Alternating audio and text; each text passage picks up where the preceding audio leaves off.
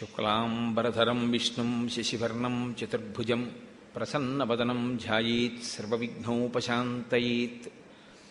గురుర్బ్రహ్మా గురుర్విష్ణుః గురుర్దేవో మహేశ్వరః గురుః సాక్షాత్ పరబ్రహ్మ తస్మై శ్రీగురవై నమః.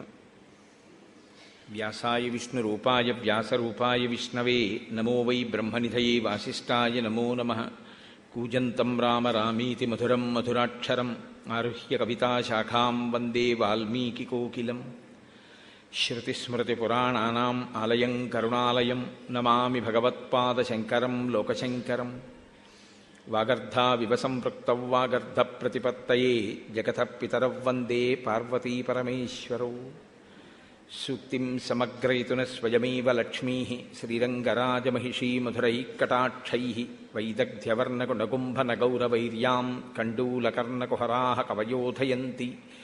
హైమోర్ధ్వపుండ్రమజహన్మకుటం సునాసం మందస్మితం మకరకుండలచారుగండం బింబాధరం బహుళదీర్ఘకృపాకటాక్షం శ్రీవేంకటేశముఖమాత్మనిసన్నిధత్తాం. మనోజవం మరుతతుల్యవేగం జితేంద్రియం బుద్ధిమతాం వరిష్టం వాతాత్మజం వనరయూథముఖ్యం శ్రీరామదూతం శిరసా నమామి.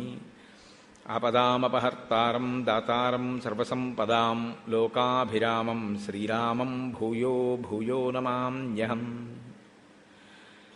శరజ్యోత్స్నాశుద్ధాం శశీతజటాజూటమకుటాం వరత్రాసత్రాణస్ఫటికగుటికా పుస్తకకరాం సకృన్నత్వా నత్వా కథమివ సతాం సన్నిధతతే మధుక్షీరద్రాక్షా మధురిమధురీణాః ఫణితయః. హరి ఓం. పరమేశ్వర స్వరూపం సభకి నమస్కారం.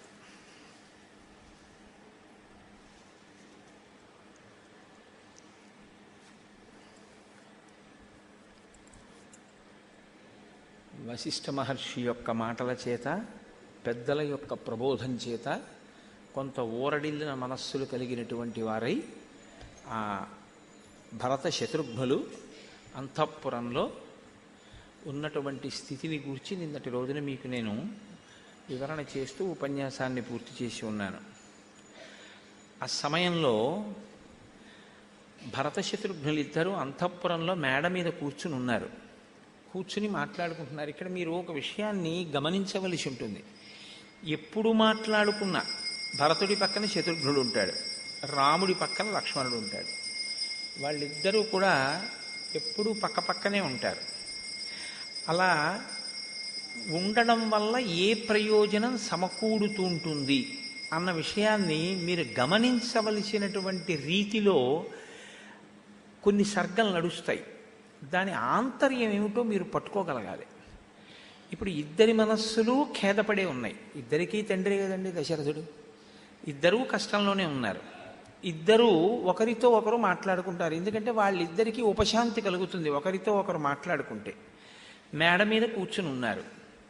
శత్రుఘ్నుడు అన్నాడు ఆ భరతుడితోటి, గతిర్యః సర్వభూతానాం దుఃఖే కిం పునరాత్మనః స రామః సత్వసంపన్నః స్త్రియా ప్రవ్రాజితో వనం. సకల ప్రాణుల యొక్క కష్టములను తొలగించగలిగినటువంటి శక్తి కలిగినటువంటి వాడు రాముడు. కేవలం ఒక మనుష్యులకే కాదు, సకల భూతముల యొక్క కష్టాన్ని ఆయన తొలగించగలడు. అటువంటి స్థితి ఉన్నవాడు. దుఃఖే కిం పునరాత్మనః స రామః సత్వసంపన్నః, చాలా సత్వగుణం కలిగినటువంటి వాడు. ఆయన యందు దోషం పట్టడం కూడా ఎవరికీ సాధ్యమయ్యేటటువంటి విషయం కాదు. అటువంటి వాడు స రామః సత్వసంపన్నః స్త్రియా ప్రవ్రాజితో వనం. ఒక ఆడది ఎలా వనానికి పంపించగలిగింది? ఒక ఆడది అలా వరాలు ఎలా కోరి నిగ్రహించగలిగింది? దశరథుడు అంత లొంగిపోయేటట్టు రాముడంతటి వాడు, అంత ధర్మాధర్మములు తెలిసున్నటువంటి వాడు, ఆయన ఎందుకు వెళ్ళిపోయాడు కైకమ్మ కోరితే మాత్రం? ఇది రాముడి విషయంలో శత్రుఘ్నుడికి వచ్చిన అనుమానం. అంటే ఇది ధర్మం కాదు, నేను పెద్దవాణ్ణి, నేను ఎలా పెడతాను? అలా మీరు అమ్మ అననూకూడదు, మీరు చెప్పనూకూడదు నాన్నగారండి ఒక మాట ఎందుకు అనలేదు రాముడు అన్నది మనస్సులో ఉన్నటువంటి పరివేదన. అంటూ ఇంకొక మాట అన్నాడు పక్కనే, బలవాన్ వీర్య సంపన్నో లక్ష్మణో నామయోప్యసౌ కిం నమోచయతే రామం కృత్వాస్మ పితృనిగ్రహం. రాముడి పక్కన ఎప్పుడూ లక్ష్మణుడు ఉంటాడు. ఆ లక్ష్మణుడు ఎటువంటి వాడు? బలవాన్, గొప్ప బలము కలిగిన వాడు, వీర్య సంపన్నో, గొప్ప వీర్యము కలిగినటువంటి వాడు.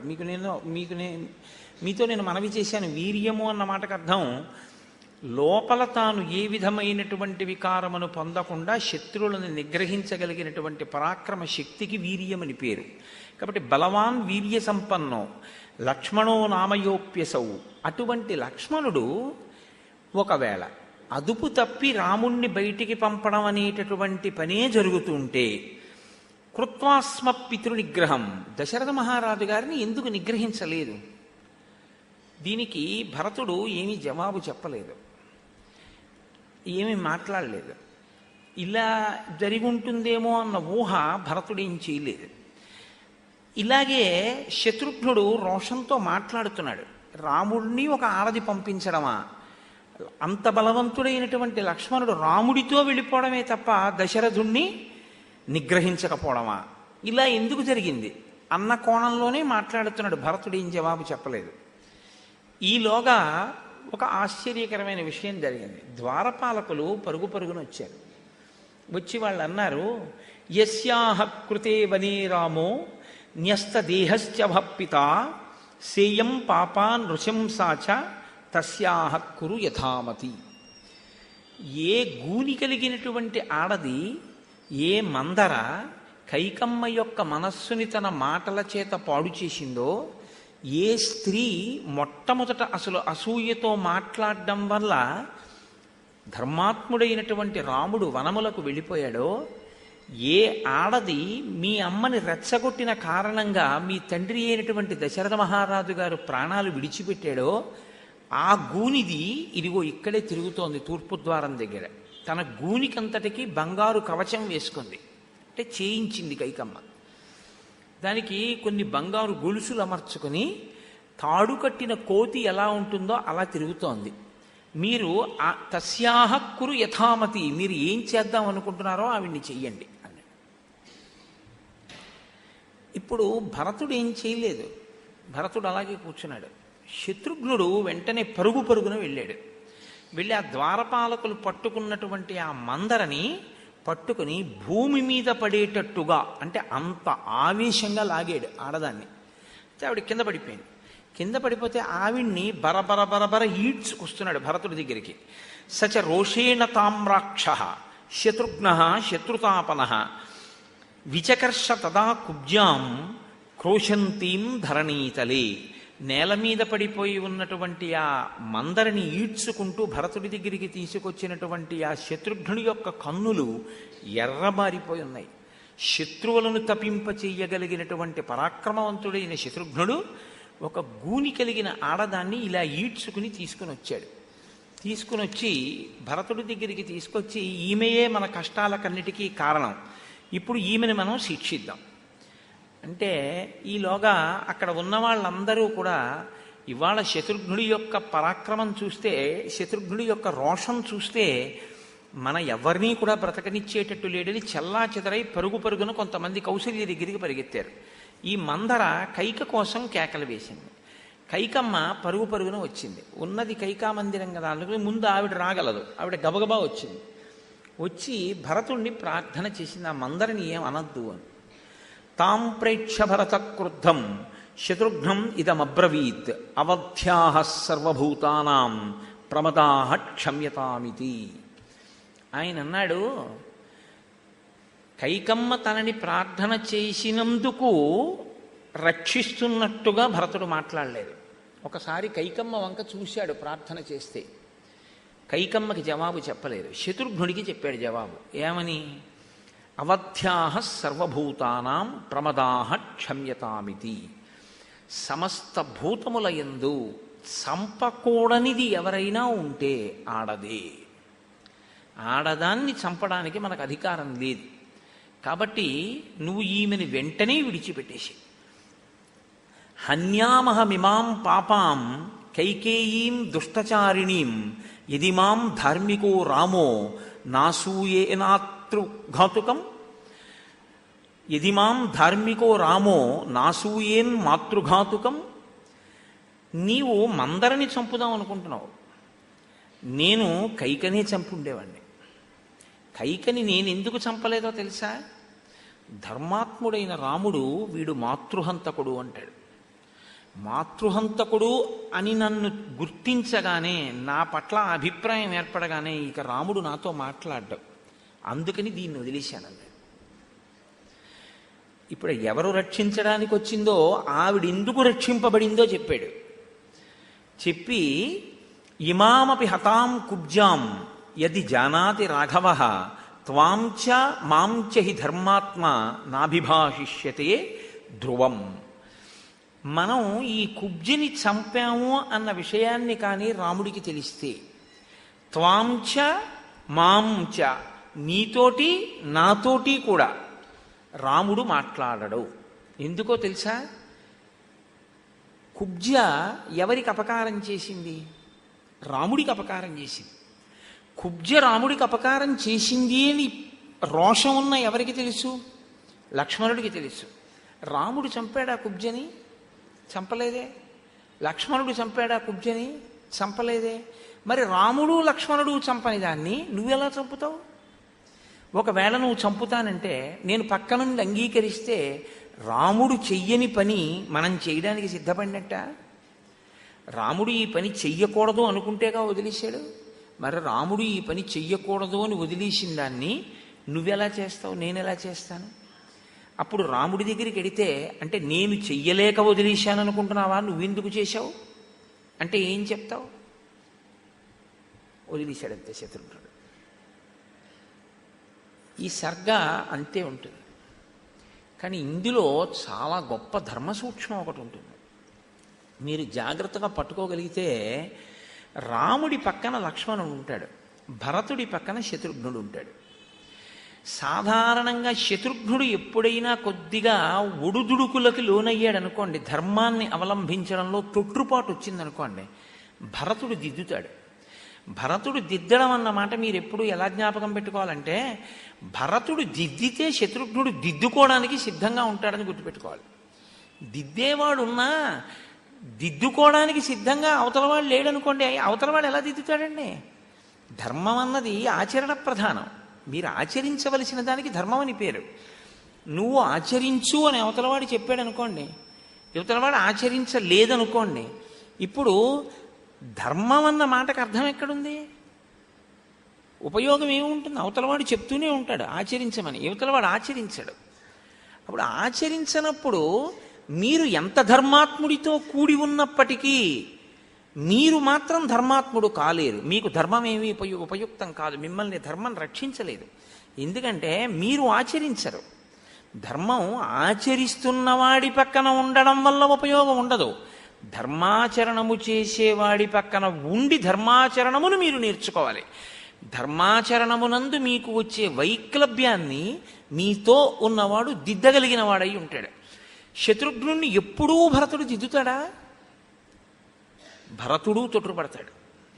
భరతుడు కూడా తొట్టుపడతాడు ధర్మంలో. అప్పుడెవరు దిద్దుతారు? రాముడు దిద్దుతాడు. రాముడు తొట్టుపడతాడా ధర్మంలో? పడతాడు, నరుడు కాబట్టి. రాముడు పడడు అని మీరంటే తప్పు. నేను చూపిస్తా కొన్ని సందర్భాలు. ఆయన కూడా తొట్టుపడతాడు. అప్పుడెవరు దిద్దుతారు? లక్ష్మణుడు దిద్దుతాడు. అలా ఎలా దిద్దుతాడంటే రాముడికి చెప్పగలిగిన మనగాడా లక్ష్మణుడని మీరు అనుకోకండి. ధర్మం అంటే ఏమిటో తెలుసా అండి? తను చెయ్యవలసిన పని చెయ్యట్లేదని ఎంత చిన్నవాడు చెప్పినా ఒప్పుకోగలిగిన లక్షణం అని మీకు నేను చెప్పినప్పుడు చిన్నవాడు చెప్పడం పెద్దవాడు చెప్పడం ఉంటుందా? ఉండదుగా. నేను చెయ్యవలసిన పని నేను చెయ్యట్లేదు అని నాకన్నా చాలా చిన్నవాడు చెప్పాడు అనుకోండి, నిజమే ఇది నేను చెయ్యట్లేదు అనుకుంటే, నేను మారడానికి సిద్ధంగా ఉంటే అది ఎంత చిన్నవాడు చెప్పినా నేను వింటేనే నేను ధర్మాత్ముడిని. బాగా ధర్మాత్ముడు రాముడిని గుర్తు ఏమిటంటే, తనకి చెప్పే అధికారం లేనివాడు తన దగ్గర నేర్చుకోవలసిన వాడు తనకి చెప్పినా వినడానికి సిద్ధంగా ఉంటాడు రామచంద్రమూర్తి. ధర్మమునందు వైక్లభ్యం లేకుండా ఉండడం అంత తేలికైన విషయం కాదు. వస్తుంది తడబాటు, కానీ మీరు దిద్దుకోవలసి ఉంటుంది. ఇప్పుడు ఒక విగ్రహాన్ని తీసుకొచ్చి ఒక దేవాలయంలో ప్రతిష్ఠ చేస్తారండి. కానీ ఒక దేవాలయంలో ప్రతిష్ఠ చేసిన తర్వాత మీరు దానికి నమస్కారం చేసి నా కోరిక తీర్చమని ప్రార్థన చేస్తారు.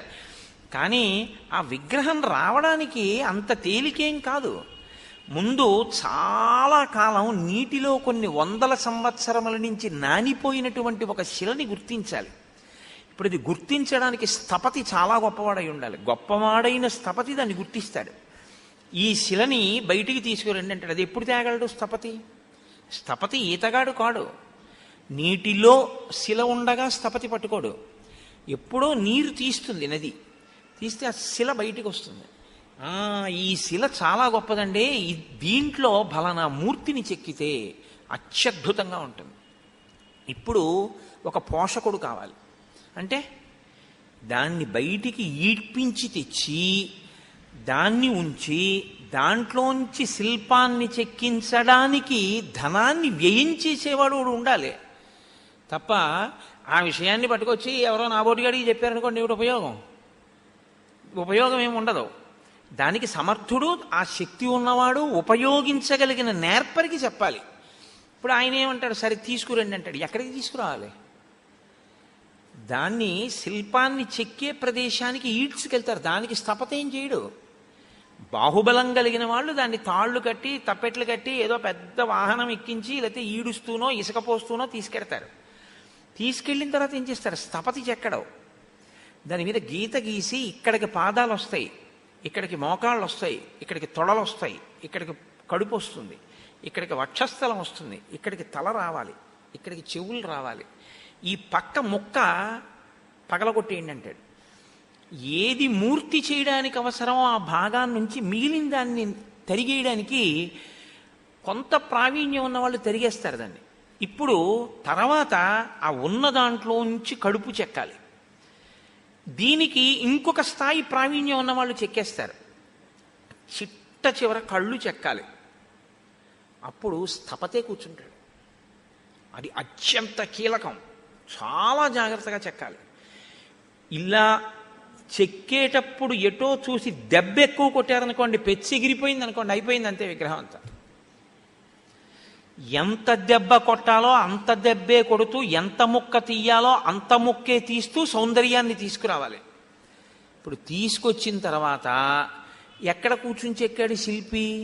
దాని కంఠం మీదో బుగ్గల మీదో కూర్చుని చెక్కుతాడు. తీసుకొచ్చి ప్రతిష్ఠ చేశారు. ప్రతిష్ఠ చేసిన తర్వాత అభిషేకం జరుగుతోంది. అభిషేకం జరిగిపోయిన తర్వాత ఒక ఆయన అన్నాడు, అంటే కంటి చివర ఇక్కడ చిన్న బొప్పిలా ఉండిపోయిందండి రాయి, ఒక్కసారి ఉలి తెచ్చి కొట్టేద్దురు అన్నాడు. కొడతాడా శిల్పి? ఇక కొట్టడు. అది ప్రతిష్ఠ అయిపోయిందంటాడు. ఇంత బాగా చెక్కితే తప్ప మూర్తి రాలేదు. ధర్మం కూడా అంతే అని మీరు జ్ఞాపకం పెట్టుకోండి. మీరు చెక్కబడాలి. చెక్కబడితే మీరు ఆరాధించవలసిన మూర్తి ప్రతిష్ఠ అయినట్టే. గురువాక్యముల చేత, పెద్దల వాక్యముల చేత, కావ్యపఠనం చేత, శాస్త్రపఠనం చేత మీ మనసు చెక్కబడి మీరు దాన్ని చదువుకున్న దాన్ని అనుష్ఠానంలోకి కూడా తెచ్చుకుంటూ ఉంటే, చదువుకున్నది చదువుకున్నట్టు వదిలేయడం కాదు, చదువుకున్న దాన్ని అనుష్ఠానంలోకి తీసుకొస్తే అప్పుడు ధర్మాత్ముడని పిలుస్తారు. లేకపోతే శుష్క పాండిత్యము అంటారు. అది ఎందుకు పనికి వస్తుందంటే ధారాళంగా ప్రసంగం చేయడానికి, 4 పద్యాలు చెప్పడానికి, కవిత్వం చెప్పడానికి పనికి వస్తుంది. ఆచరణ ఏం ఉండదు. ఎప్పుడో ఈశ్వరుడి పట్ల ఏదో పూజ చేశాడు, ఇప్పుడు వచ్చింది ఏదో సరస్వతీ కటాక్షం చెప్తాడంతే. ఆయనకుందా ఆచరణ? ఆయనకేం లేదు. బట్ ధర్మాత్ముడు కాడు. ఉపన్యాసాలు ఏం చెప్పడు, ఎవరితో ఏం చెప్పడు, తాను చదువుకుంటాడు, తాను ఆచరిస్తాడు. ఎవడు గొప్పవాడు? తాను ఆచరించిన వాడు గొప్పవాడు. కాబట్టి బోధ గొప్పదే. బోధతో పాటు ఆచరించగలిగినటువంటి స్థితి కూడా ఉండాలి. ఆచరించగలిగిన స్థితి అనేటప్పటికీ వైగ్లభ్యం ఉంటుందండి, తొట్టుపాటు ఉంటుంది పరిస్థితుల ప్రభావంలో. ఈ తొట్టుపాటు దిద్దుకోవడానికి మీకు ఎప్పుడూ కూడా పక్కన సత్పురుషుడి యొక్క ఆసరా ఉండాలి. అందుకే ఓ పెద్ద మాట ఏం చెప్తారంటే శాస్త్రంలో, మీరు 1,00,00,000 రూపాయలు పోనివ్వండి, బెంగ పెట్టుకోవద్దు, సత్పురుషుడితోటి సహవాసం మాత్రం వదలకండి అంటారు. ఎందుకో తెలుసా? ఆయనే మీకు మహోపకారం చేసేవాడు, ఆయనే మీ ఆచరణని దిద్దగలిగినవాడు, ఆయనే మీకు ఇహమునందు పరమునందు కావలసినటువంటి అద్భుతమైన స్థితిని ఆర్జించి పెడతాడు. ఆయన పక్కన ఉంటే మీకు ఆ ఆర్జన వస్తుంది, ఆయన పక్కన లేకపోతే మీరు అలా ఆర్జించలేరు, మీకు ఇంకోలా పోతుంది అది. ఈ స్థితి మీకు ధర్మాన్ని పట్టుకున్న వాడితో కలిసి ఉంటేనే మీకు అది వస్తుంది. అందుకే రామాయణంలో శత్రుఘ్నుడు ఎప్పుడూ భరతుడి పక్కన ఉంటాడు, లక్ష్మణుడు ఎప్పుడూ రాముడి పక్కన ఉంటాడు. ఒకరి తొట్టుబాటుని ఒకరు దిద్దుతూ ఉంటారు. ఇది మనం కూడా ఉండవలసినటువంటి స్థితిని నేర్పుతుంది. దిద్దడం అన్నదాని యందు మీరు ఒక్కటే జ్ఞాపకం పెట్టుకోండి ఎప్పుడు, శ్రద్ధ. శ్రద్ధ అంటే భక్తి, దేవతల యందు భక్తి. మీరు శృతి చెప్పినటువంటి ప్రమాణాన్ని తీసుకుని దాని వలన భక్తితో మీరు చేసేటటువంటి కార్యాచరణమునందు పరిస్థితుల ప్రభావం చేత ఎప్పుడైనా తొట్టుపాటు కలిగితే పెద్దలైనటువంటి వారు అనునయ వాక్యములతో మీ తొట్టుపాటుని దిద్దడానికి సిద్ధంగా ఉన్నప్పుడు దిద్దుకునే పూనిక మీలో కూడా ఉంటే మీరు ధర్మాత్ములుగా నిలబడతారు. అందుకే రామకృష్ణ పరమహంస దీనికి ఒక అద్భుతమైన ఉదాహరణ చెప్పేవారు. ఏనుగు ఎప్పుడూ తొండాన్ని సరిగ్గా ఉంచదు. అది ఇలా నడుస్తూ ఉంటుంది, ఇలా ఎత్త స్తంభం ముట్టుకుంటుంది, ఈ తాడు లాగుతుంది, ఏదో కొమ్మ లాగుతుంది. శృంగేరిలో ఏనుగు ఆడవాళ్ళు తల్లో పెట్టుకున్నటువంటి పువ్వులు లాగడం కూడా నేను చూశాను. అంటే శృంగేరిలో ఏనుగే అలా చేస్తుందని మీరు అనుకోకండి. ఏనుగు యొక్క చిలిపితనం అటువంటి, దాని తొండం ఉత్తినే ఉండదు, ఏదో పని చేస్తూ ఉంటుంది. మామటి పక్క నుండి ఏం చేస్తాడు, అలా వెళ్ళిపోతుంది అనుకోండి, మీరు కష్టపడి మారేడు చెట్టు పెంచారు, అది ఇలా ఎత్తుతుంది, మామటి అది పెట్టి ఇలా అంటాడు, తొండం దింపేస్తుంది. మళ్ళీ 4 అడుగులు వేస్తుంది, తోరణం పట్టుకుంటుంది, ఇలా అంటాడు, మళ్ళీ దింపేస్తుంది. మామటి బలవంతుడా, ఏనుగు బలవంతుడా? ఏనుగు బలమైందా? ఏనుగే బలమైంది. బలమైన ఏనుగు బలము లేని మామటి మాట వినడానికి సిద్ధపడింది కాబట్టి దానికి అందరూ నమస్కారం చేస్తున్నారు. అది ఎవ్వరికీ ఏమీ అపకారం చేయదు. మీరు కూడా ఆయన బలవంతుడా శారీరకంగా కాడా, నా అంత ధనవంతుడా కాడా, నా అంత అధికారా కాడా, నా అంత అందగాడా కాదా, ఇవి కాదు మీరు చూడవలసింది. ఆయన అనుష్ఠానం ఎంత అది చూసి మీరు ఆయనకి లొంగడం, మీరు లొంగాలి. మీ అంత మీరుగా లొంగదీయడం గురువు ఎప్పుడూ లొంగదీయడు, ఆయనకు అవసరం లేదు. మీరు లొంగవలసి ఉంటుంది. మీరు లొంగితే మామటి తొండం మీద ఇలా అంటే ఏనుగు తప్పు చేయనట్టు, ఆయన పక్కన నడుస్తుంటే ఆయన మాటల చేత మీరు కూడా అభ్యున్నతిని పొందుతారు. ఆ మాటకి మీరు కట్టుబడి. ఇదే రామకృష్ణ పరమహంస అంటారు.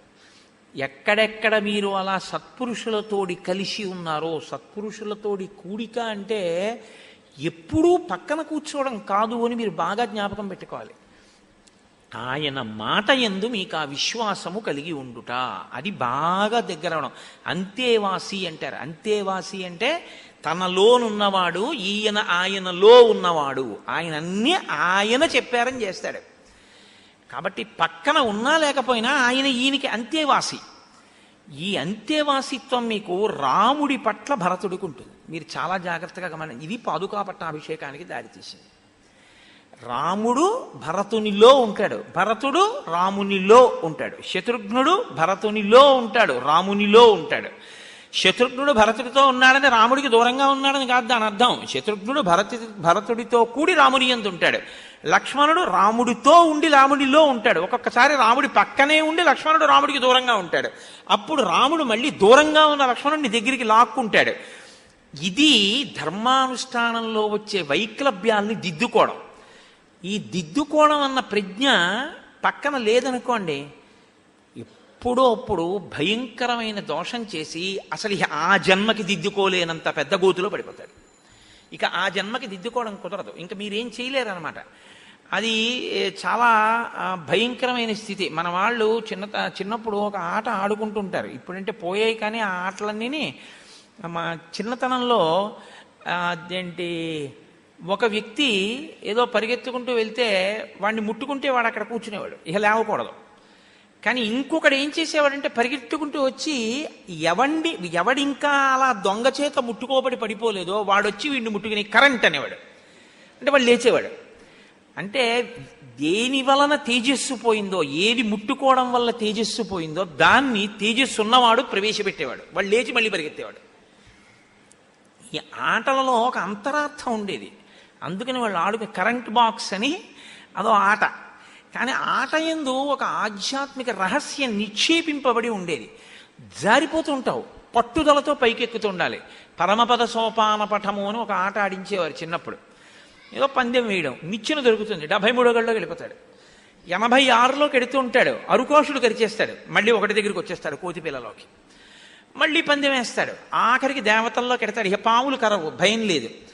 కానీ అది పూర్తి అయిపోయినట్ట, ఆట పూర్తయినట్టు కాదు, పండిపోవాలి. పండిపోవడం అంటే దేన్ని నువ్వు పట్టుకున్నావో, వగరుగా ఉన్నప్పుడు పట్టుకున్నావో, పుల్లగా ఉన్నప్పుడు పట్టుకున్నావో, అది పచ్చగా అయిపోయి తియ్యగా అయిపోయాక నీ అంత నువ్వు పట్టుకోకుండా వదిలిపెట్టి కింద పడిపోవాలి. పండిపోవడం అంటే అది. పిందె పట్టుకుంటుంది వగరగా, కాయ పట్టుకుంటుంది పుల్లగా, అదే మామిడి పండు అయిపోయింది, తియ్యగా అయిపోయింది. ఇప్పుడు ఆ పండిపోతే ఇంకా చెట్టును పట్టుకోదు, ఊడి కింద పడిపోదు. దీంట్లోంచి నువ్వు విడిపడిపోవడం నీకు రావాలి, ఆత్మగా విడిపడాలి, శరీరానికి సాక్షివి కావాలి. అదే ఉపాసన కాండ, సుందరకాండ. ఈ సాక్షిత్వం వస్తే నువ్వెవరో నీకు తెలుస్తుంది. నువ్వెవరో నీకు తెలిసినటువంటి స్థితిలో నువ్వు పండిపోయావు. అది ఆ మధ్యలో ఉంటాడు విరాట్ పురుషుడు, ఆయనలోకి వెళ్ళిపోతుంది ఆ చింతపిక్క. వెళ్ళిపోయిన తర్వాత అబ్బా నేను పండిపోయాను, నేను ఫస్ట్ పండిపోయాను ఆడుకుంటూ వెళ్ళిపోతాడు. ఏమిట్రా ఫస్ట్ పండిపోయావు? పండిపోవడం అంటే ఏంట్రా అని ఎప్పుడో అప్పుడు అడుగుతాడు తండ్రి. పండిపోవడం అంటే మధ్యలో ఉన్నారే ఆయనలోకి వెళ్ళిపోవడం అంటాడు. ఆయనలోకి వెళ్ళిపోతే ఏమైంది? ఇక పిక్క బయటికి రాలేదు, ఇక ఆడక్కర్లేదు, ఆట అయిపోయింది, పండిపోయాడు. అంటే ఇక శరీరం పుచ్చుకోడు, వెళ్ళిపోయాడు, ఈశ్వరుల్లో కలిసిపోయాడు. తెలిసిపోయింది తాను తన యొక్క స్వస్వరూపము యథార్థముగా భాషించింది. ఇది తెలియడం పరమపద సోపాన పఠం. ఆ ఆట అందుకు ఆడడం. సరే, అందుకని ఈ ధర్మమునందొచ్చేటటువంటి వైక్లభ్యాన్ని దిద్దుకోవడానికి ఆధారమేమి అంటే ముందు ఉండవలసినది విశ్వాసము, భక్తి. అసలు ముందు ఇది లేదనుకోండి, ఆయన చెప్తారు కానండి అవన్నీ ఎక్కడ చేస్తామండి, అవన్నీ ఏం అక్కర్లేదు, ఏదో వినడానికి అంతే అన్నారు అనుకోండి, దానివల్ల ఉపయోగం ఏమి ఉండదు. మీరు అనుష్ఠానంలోకి తెచ్చుకుంటే ఉపయోగం ఉంటుంది. మీరు అనుష్ఠానంలోకి తెచ్చుకోవాలన్న పూనిక వినడం, ఈ రెంటి మధ్యలో ఉన్నటువంటి పూనిక ఉందే, ఈ పూనికకి ధర్మమునందు ఆసక్తి అని పేరు. వినేసి ఉత్తరీయం దులుపుకుని వెళ్ళిపోయారనుకోండి, ఏం ప్రయోజనం అంటే ఏమో విన్నారు కాబట్టి కొంత ప్రయోజనం అని నేను అనగలను. అసలు వినగని వాడికన్నా విన్నవాడు కొంత మంచివాడేగా, ఎప్పుడో అప్పుడు చేస్తాడు అంతే, అంతవరకేది. ఇన్ని వింటున్నాం కదా మనం చేద్దాం ఇది అని మీరు అనుకున్నారనుకోండి, ఇప్పుడు పూనిక అన్నది ఒకటి పుట్టిందనమాట. ఇప్పుడు ఇంకో మెట్టు పైకెక్కారు. ఈ పూనిక మీరు చంపేయకూడదు, దీన్ని మీరు కాపాడాలి. అంకురానికి చుట్టూ జాగ్రత్తగా పాదు కట్టి నీరు పోసినట్టు అంకురం పుట్టగానే మీరు అలవాటు చేస్తే ఏం చేస్తుందో తెలుసా అండి? మీ మనసు ఏం చేస్తుందంటే అదే అడుగుతుంది, మనం ఇది ఒకటి చెయ్యాలి కదా ఉంటుంది, కష్టమో నిష్ఠూరమో ముందు అడుగుతుంది. నేను మీకు ఉదాహరణ చెప్తాను చూడండి. దేవాలయానికి ప్రతిరోజు నేను వెడతాను, అంతవరకు ఎందుకండి, ప్రతిరోజు నేను 108 సార్లు శ్రీరామనామం రాస్తాను. అందాము అన్నారు అనుకోండి, ముందంటుంది అబ్బాయి మనకి ఎక్కడ కుదురుతుంది, మనకి ఎంత కష్టం, అవతల టిఫిన్ తినాలి, కాఫీ తాగాలి, స్నానం చేయాలి, పూజ చెయ్యాలి, ఆఫీస్కి వెళ్ళాలి, సాయంకాలం రావాలి, వీడు రామాయణం 9 వరకు చెప్తున్నాడు, ఎప్పుడు రాస్తాం? వద్ది లాంటి సంకల్పాలు అంటుంది. ఏమి ఓ అరగంట ముందు లేస్తావు, అరగంట ముందు లేస్తే మిగిలిన అరగంట రామనామానికి వాడతావు. రామాయణం ఎన్నాళ్ళు వింటామో? 42 రోజులు, అయ్యపోయింది 12 రోజులు, ఇంకా మిగిలింది 30 రోజులు. 30 రోజులు 108 పర్యాయాలు నేను రామరామన్ రాసి తీరుతున్నాను రామాయణం వింటూ అని మీరు అన్నారనుకోండి, 3 రోజులు రాయించండి మీ మనసుని పెట్టి. 4వ రోజు ఏమంటుందో తెలుసా అండి? అరగంట ముందు లేకపోతే రామనామన్ రాయడం అవ్వదు, 108 మాటలు రాయాలి కదా అని మీకు అదే గుర్తు చేస్తుంది. ఏనుగు ముందు లొంగదు, మామటివాడు అంకుశం పెట్టి పొడిచి పొడిచి పొడిస్తే తనని కట్టవలసిన తాడు తొండంతో తీసి తానే ఇస్తుంది. మీ మనస్సు కూడా అంతే. మీరు దాన్ని సంస్కరించుకోవడం మీద ఉంటుంది. అది మధ్యలో పుట్టే పూనిక. ఆ పూనికని మీరు పోషించాలి. పోషిస్తే మీరు ధర్మావలంబకులు అవుతారు. దాన్ని చంపేశారనుకోండి, మీరేం చేయరు. 6:20కి స్నానం చేస్తానండి అని మీరు అన్నారనుకోండి, మనసు తప్పు ఉండదు, మీరు గుర్తుపెట్టుకోండి. 6:20కి జ్ఞాపకం చేస్తుంది. ఏదో తాదాత్మ్యతలో మర్చిపోతే నేను చెప్పలేం, కానీ 6:20 అయింది అంటే ఏం పర్వాలేదు, ఇంకో 10 నిమిషాలు ఆగెళ్దాం అని మీరంటే ఊరుకుంటుంది శరీరం. 6:20 అయిందిలే అన్నారనుకోండి, లేచి వెళ్ళిపోతారు అంతే స్నానానికి. ఇది మీరు శిక్షణ ఇవ్వవలసి ఉంటుంది దానికి. ఆ శిక్షణ చాలా అవసరం. సరే, ఇంతకీ ఈ ధర్మాన్ని అందుకోవడం అనేటటువంటిది విశ్వాసం అన్న మాటతో, ఇది నేను చేస్తే రాముడు దగ్గరికి రానివ్వడు. కాబట్టి నిషిద్ధ కర్మ పరిత్యాగమనకు సులువైన మార్గం ఏమిటో తెలుసా అండి? రేపు ఈశ్వరుడి ముఖం ఎలా చూడడం, ఇది ఒక్కటే. నిషిద్ధ కర్మ అది చేయకూడదు, ఆడదాన్ని చంపకూడదు. ఎందుకు చంపకుండా ఉండగలిగారు? రేపు రాముడు మనతో మాట్లాడ్డం, మీ ఇంటి పూజా మందిరంలో ఉన్న విగ్రహాలు మీరు తిరుపతిలోనూ కాశీలోనూ కొంతెచ్చుకున్నవే అని మీరు అనుకున్నంత కాలం మిమ్మల్ని మీరు సంస్కరించుకోవడం కుదరదు, గుర్తుపెట్టుకోండి. మీరు నిజాయితీగా ఈశ్వరుడు ఉన్నాడు మందిరంలో, సింహాసనంలో పెట్టిన పాదుకలు రాముడు అన్నాడు భరతుడు, అందుకని అలా పరిపాలించగలిగాడు. నా సింహాసనంలో ఉన్న విగ్రహం విగ్రహం కాదు, ఈశ్వరుడు, ఆయన ఉన్నాడు అక్కడ. నేను పాదయోహ పాద్యం సమర్పయామి అంటే ఆయన కాళ్ళు కడగబడతాయి, హస్తయోహ అర్ఘ్యం సమర్పయామి అంటే ఆయన చెయ్యి చాపుతారు, నేను నైవేద్యం పెడితే ఆయన తింటారు. నేను తప్పు చేస్తే రేపు పొద్దున నేను పూజామందిరంలోకి వెళ్ళి కూర్చోగానే నా దగ్గరికి వచ్చి ఈ వేషాలు ఏం చేసావు నిన్న అని అడుగుతారు. నేను ఏం చెప్పనని మీరు అనుకున్నారనుకోండి, మీరు చేయలేరు. మీరు ఆలోచించండి. ఈశ్వరుడు ఉన్నాడు అని మీరు అన్నారనుకోండి, నికేతనే పితామాత అంటుంది వరాహ పురాణంలో ఆవిడ. ఇంట్లో ఈశ్వరుడు ఉన్నాడు, ఉండకపోవడం ఏంటండి? పూజామందిరంలో ఉన్నాడు కదా అని అమ్మో స్వామి ఉన్నారండి, రేపు పొద్దున్న నేను వెళ్ళి ఆయన దగ్గరికి వెళ్ళి కూర్చోగానే హస్తయోహ అర్ఘ్యం చెయ్యి, నీ చేతి నీళ్ళు నాకెందుకు పాపాత్ముడా, ఇవి అన్నీ చెప్తావు, వెళ్ళి మళ్ళీ తప్పుడు పనులన్నీ చేసి వస్తుంటావు. బుద్ధి మార్చుకో ఎన్నాళ్ళకి. మీ పిల్లల్ని మీరు దెబ్బలాడినప్పుడు ఈశ్వరుడు మిమ్మల్ని దెబ్బలాడ్డాన్ని ఎందుకు అనుకుంటున్నారా? కాబట్టి మీ పిల్లల్ని చూసి మీరు సంతోషంగా ఉండాలంటే మీ పిల్లలు తప్పు చేయకుండా కదా ఉంటే కదా ఉంటున్నారు. మీ పిల్లలు మంచి మార్కులతో పాస్ అయితే కదా ఉంటున్నారు. మీరు ధర్మం పట్టుకుంటే ఆయన అలాగే సంతోషించి, ఓ ఒరే కోటేశ్వరరావు ఎంత మంచి పని చేసావురా అని ఆయన అన్నాడు అనుకోండి, మీ పిల్లలకి ఏం లోటు? మీ ప్రేమ వాళ్ళకి దొరికినప్పుడు మీరు ఏమైనా వాళ్ళకి చేయగలరు. అలా మీరే చెయ్యగలిగింది అఖిలాండ కోటి బ్రహ్మాండ నాయకుడు ఆయన మీకు ఏం చేయలేడని మీరు అనుకుంటున్నారా? కోట్లకి పడగలెత్తిన వాడికి డబ్బు కావాలంటే బ్యాంకుకి వెళ్ళాలేమో, ఈశ్వరుణ్ణి నమ్ముకున్న వాడికి అవసరానికి అది కురుస్తుంది, వస్తుందంతే. ఆయన నిజంగా త్రికరణ శుద్ధిగా నాకు ఈ అవసరం కలిగింది ఈశ్వర అని పూజామందిరంలో చెప్పుకుంటే ఈశ్వరుడు అనుగ్రహించి ఇస్తాడు, నన్ను నమ్మండి. నాకు వేదిక మీద చెప్పడం ఇష్టం లేదు, అనుభవాలు ఇవ్వగలడు ఈశ్వరుడు. ఎప్పుడు? డబ్బు అవసరమైనప్పుడు ఈశ్వరుణ్ణి నమ్మడం కాదు, రోజూ ఈశ్వరుడు ఉన్నాడని నమ్మి మిమ్మల్ని మీరు పట్టుకోండి. అది ధర్మం. రాముడు ఉన్నాడు అడవిలో, తెలుస్తుంది. మందరిని చంపేస్తే ఆయనకి ఎలా తెలుస్తుందిలే, ఇక్కడ చంపేస్తే అక్కడ తెలిసింది ఏంటి, పర్లేదు కొట్టవర్ల బారే. మా పూజామందిరంలో ఉన్న ఆయనకి నేను ఏం చేశానో ఆఫీసులో తెలిసిందేమిటి అని ఇలా అంటే ఆయన చూస్తున్నాడు, అన్ని భూతముల రూపంలో చూస్తున్నాడు, ఇక్కడ అంతర్యామిగా చూస్తున్నాడు. ఇక్కడ ఇలా పెట్టిన చేత్తో రేపు వెళ్ళి అక్కడ అలా దీపం పెడితే ఆయన మండిపోతాడని గుర్తుపెట్టుకో. ఎలా చేయి పెడతావు కింద? పెట్టలేవు. నీకు ఈశ్వరుడు ఉన్నాడన్న నమ్మకం ప్రధానం. రాముడున్నాడు. త్వాంచ మాం చైవ నాభిభాషిష్యతే ధ్రువం, నీతో నాతో రాముడు మాట్లాడడో.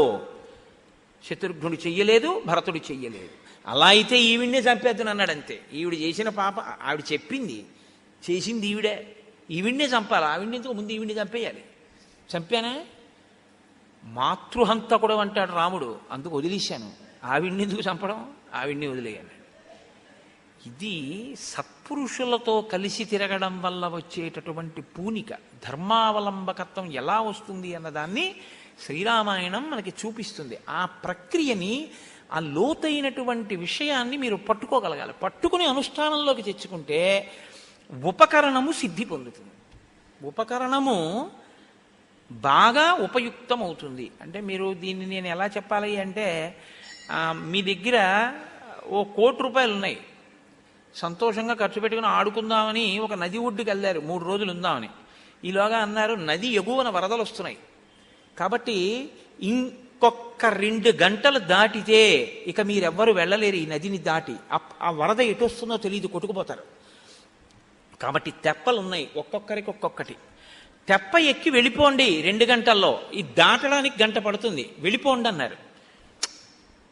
అలాగంటారండి, ఎక్కడో ఎగువ వరద అంటారు. ఇక్కడ ఉన్నాయా నీళ్లు? ఎగువన వరద ఉండడం ఏంటి? ఎవరు నమ్మారు? రండి ఆడుకుందాం అని చెప్పి వెళ్ళారు, వరద వచ్చేసింది, కొట్టుకుపోతారు. ఇప్పుడు మీ దగ్గర ఉన్న ఏదైనా మిమ్మల్ని రక్షిస్తుందా? తెప్ప రక్షిస్తుందా? తెప్ప రక్షిస్తుంది మిమ్మల్ని దాటడానికి. ఇది కూడా తెప్ప. ఈ ఈ సాధనం దీన్ని పనిముట్టు అంటారు. నాకు ఇది ఎలా పనిముట్టో, ఈ కంటికి ఇది ఎలా పనిముట్టో, నేను ఈశ్వరుణ్ణి చేరడానికి ఇది పనిముట్టు. ఈ పనిముట్టుని ఎలా వాడుకోవాలో అలా వాడుకోవడానికి ధర్మం అని పేరు. అలా వాడుకోకపోతే అధర్మం అని పేరు.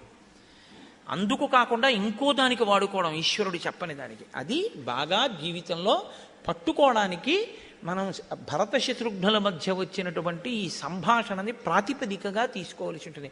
అందుకని మహర్షి ప్రతి చిన్న విషయాన్ని రామాయణంలో ఎవరు ఎక్కడ కూర్చుని ఏం మాట్లాడుకుంటున్నారు అన్నది ఎందుకు రాశారో తెలుసా అండి? రామాయణము మొత్తము ధర్మ ప్రతిపాదకము.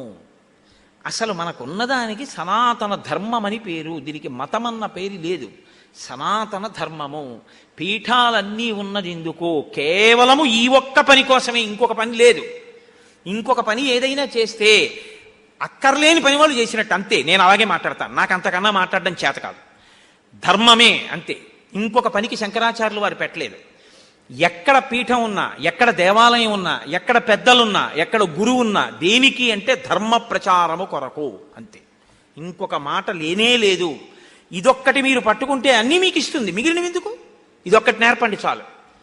ధర్మమే. అందుకే శ్రీరామాయణంలో ప్రతి చిన్న విషయాన్ని మహర్షి ఎందుకు చెప్తారంటే ఇది అందించాలి లోకానికి. అందుకని ఈ ధర్మ ప్రతిపాదన ఉంది కాబట్టి ఇద్దరు మాట్లాడుకున్నా ఏమన్నా మీకు చెప్తూనే ఉంటారు. అందులో అయోధ్యకాండ గృహస్థాశ్రమములకు సంబంధించిన ధర్మముల పుట్ట. అందులోంచి మీరు అన్ని ధర్మాలు తీసుకోవచ్చు. కాబట్టి ఇప్పుడు తర్వాత రోజు మంత్రులందరూ కలిసి పరిషత్ ఏర్పాటు చేశారు. ఏర్పాటు చేసి భరతుణ్ణి ఆ పరిషత్తులో కూర్చోపెట్టి ఒక మాట చెప్పారు. నాయన దశరథ మహారాజు గారు నీకు రాజ్యం ఇచ్చాడు.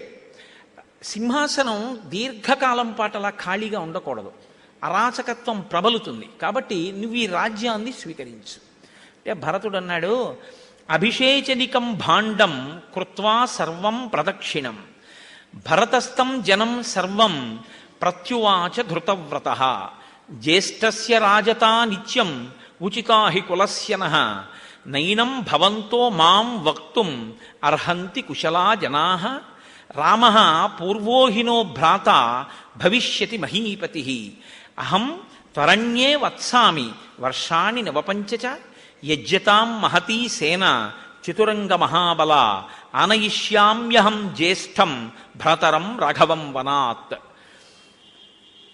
అభిషేకం చేసుకో అని మీరు ఏ సంభారములను తీసుకొచ్చి అక్కడ పెట్టారో వాటికి నేను ప్రదక్షిణం చేస్తున్నాను. నేను మీకు రామాయణంలో అనేక పర్యాయాలు వస్తుంది. ప్రదక్షిణం అన్నమాట, నమస్కారం అన్నమాట అనేక పర్యాయాలు వస్తుంది. ఇది చాలా చాలా లోతైన విషయం. ప్రదక్షిణము నమస్కారము ఈ రెండు. ఎందుకంటే అసలు జీవితంలో నేర్చుకోవలసిన అత్యంత ప్రాథమిక విషయం ఈ ప్రదక్షిణం నమస్కారమే. కాబట్టి నేను ఎప్పుడైనా దానికి తగినటువంటి అవకాశం ఉన్నటువంటి సమయంలో నేను ఈ ప్రదక్షిణం నమస్కారం గురించి మీతో మనవి చేసే ప్రయత్నం చేస్తాను. దాని యందు భక్తిని ఆవిష్కరించడం, నాకు ఇవేం అక్కర్లేదు తీసాతల బారేయండి నేనేం చేసుకోను అభిషేకం అనకూడదు. నువ్వు చేసుకోకపోతే పోయావు. చేసుకోవాలనుకుంటే అదే పదార్థం, ఇంకోటి లేదు. ఇవాళ నువ్వు చేసుకోనంటున్నావు, ఎవరు చేసుకోవాలంటున్నావు? రాముడు చేసుకోవాలంటున్నావు. అప్పుడు దేంతో చెయ్యాలి? దానితోనే చెయ్యాలి. నువ్వు దాన్ని ఎందుకు నిందిస్తావు? మరి అంత పవిత్రత దానికి ఉంటే ఆ పదార్థానికి, పదార్థాన్ని ఎందుకు ఈసడించడం? మీరు బాగా గమనించండి. ఇవాళ మనం అలక్ష్మి కలుగుతోందంటే చాలా చోట్ల ఉండే నిరసన భావం ఇదే. ఏ వస్తువుని తృణీకరించకూడదో దాన్ని. ఇప్పుడు నీకు భోజనం తినాలని లేదు, నువ్వేమనాలి? నాకు ఇవాళ ఆకలిగా లేదు, భోజనం వద్దులేండి, వేరొక ప్రయోజనానికి వేరొకరికి దాన్ని వినిమయం చేయండి అని చెప్పాలి. దిక్కుమాలిన భోజనం ఇప్పుడేంటి అనకూడదు. దిక్కుమాలిన భోజనం ఏంటి? కాసేపు ఆగి నీకు ఆకలిస్తే అదే భోజనం, అది బ్రహ్మం. అది అన్నం పరబ్రహ్మస్వరూపం. దాన్ని ఎందుకు తిడతావు? దాన్ని తిట్టకూడదు ఎప్పుడూను. చూడండి, శనిగాడు అంటుంటారు. శనిగాడు ఏమిటి? ఆయన శనైహి శనైహి చరహ, ఆయన మెల్లమెల్లగా నడుస్తాడు. ఆయనకి ఈశ్వర శబ్దం ఉంది పక్కన. అటువంటి మహానుభావుడు ఆయన నీకు జీవితంలో కష్టాన్ని ఎదుర్కోగలిగినటువంటి గొప్ప ఓర్పునిస్తాడు శనైశ్చరుడు. కాబట్టి అలా నింద చేయకూడదు. శనిగాళ్ళే వచ్చాడండి, దిక్కుమాలింది అవతల పారే అంటాం. భోజనం పళ్ళాన్ని విసరడం, ఆ పువ్వులు మొదలైనటువంటివి కనపడితే తీసి పక్కన పెట్టకుండా తొక్కడం, ఇవి పదార్థం పట్ల ఎలా ప్రవర్తించాలో అలా ప్రవర్తించకపోవడం. అలా ప్రవర్తించకపోతే ఏమవుతుందో తెలుసా అండి, దానివల్లే అలక్ష్మి కలుగుతుంది. అది ఆ నిరసన భావం మంచిది కాదు. ఇది చెప్పడం, ఇవాళ నేను పుచ్చుకోకపోవచ్చు ఈ అభిషేకం, కానీ రేపు రాముడికి జరిగినా ఇవే పవిత్రం, అంటే వాటి పవిత్రతకి నా నమస్కారం. ఇది ప్రదక్షిణం. కాబట్టి ప్రదక్షిణం చేశాడు ఆయన. ప్రదక్షిణం చేసి వచ్చి కూర్చుని దేన్ని వద్దు అంటున్నాడు? నాకు అభిషేకం వద్దు అన్నాడు. ఎందుకు వద్దు అనాలి? కారణం చెప్తున్నాడు. భరతస్థం జనం సర్వం ప్రత్యువాచ ధృతవ్రత.